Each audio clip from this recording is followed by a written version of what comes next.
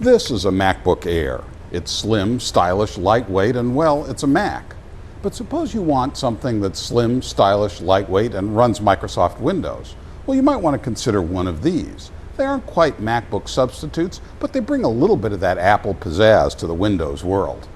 If you want the closest Windows equivalent to the Apple experience, you might as well stop here with the Samsung Series 9.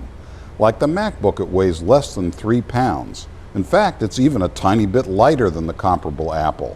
And like the Air, it stores your data on chips rather than a conventional hard drive, so it starts fast and feels responsive. Unfortunately, it all comes at a price. At $1,650, the Series 9 costs $250 more than a MacBook Air with the same size screen, memory, and storage. But if you want it and can afford it, the Series 9 is almost enough to make Windows cool. If you're the more practical sort, for whom function will always trump form, there's this, the Lenovo ThinkPad X1. The classic ThinkPad keyboard with its protruding pointer has been nicely updated here, and the X1 qualifies as the thinnest ThinkPad ever. But at 3.7 pounds, the X1's almost a pound heavier than some of its competitors. And Lenovo opted for the higher capacity of a physical hard drive, 320 gigabytes in the $1,399 base model, rather than faster but more limited capacity solid-state storage.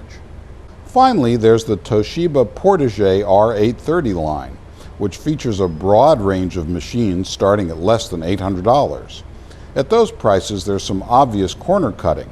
The R830 case lacks the elegant design and solid feel of the Samsung, for example, and the lower-end models use slow, conventional hard drives. But there's also this model, which costs $1,649 and comes with SSD storage, a top-flight Intel i7 processor, and even a DVD drive, something that's missing from the competition. Of course, there's another possibility. You could just install a copy of Microsoft Windows on a MacBook Air and use a program like Apple's free Boot Camp or Parallels Desktop to switch back and forth between the two. I've done it and it works just fine. Sort of the best of both worlds, as long as you don't mind paying for two operating systems. For Bloomberg News and Business Week, I'm Jaroslovsky.